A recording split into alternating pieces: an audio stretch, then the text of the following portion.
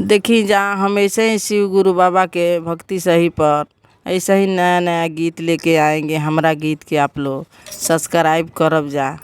हम गुरु के शिष्या हैं, गुरु के चरण में गिरल हैं। जो जो हम गुरु जी से मांगिला वही दया करेलन। तो इहे लिए के हम गुरु जी के भजन गाने जा रही हूँ। मेरा शिवा गुरु जी मिले ले चारा चा में, मेरा शिवा गुरु जी मिले ले चारा चा। मेरा शिवा गुरु लेना मेरे चारा चा में, मेरा शिवा जी मिले ना प्यारिया ना। कमल के फूल खिलेला कीचड़ में, मन के फूल खिलेला चारा चा में, मन के फूल खिलेला चारा चा में, मन का फूल खिलेला चारा चा में, मन का फूल।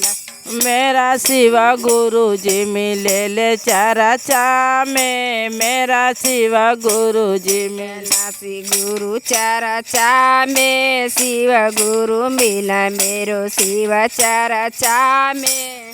घर के ताला खुलेला चाबी से, मन के ताला खुलेला चारा चा में, मन के ताला खुलेला चारा चा में, मन के ताला खुलेला चारा चा में, मन के ताला।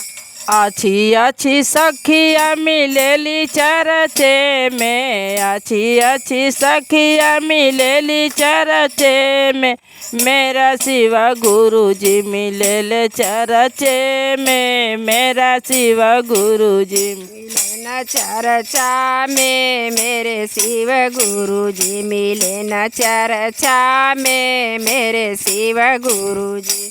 कुचरी कुचरी सखिया मिलेली घर घर में, कुचरी कुचरी सखिया मिलेली घर घर में, मेरे प्यारी सखिया मिलेली चरचे में, प्यारी प्यारी सखिया मिलेनी चरचे में, प्यारी प्यारी सखिया मिलेनी चरचे में। मेरा शिवा गुरु जी मिले ले चरचे में, मेरा शिवा गुरु जी।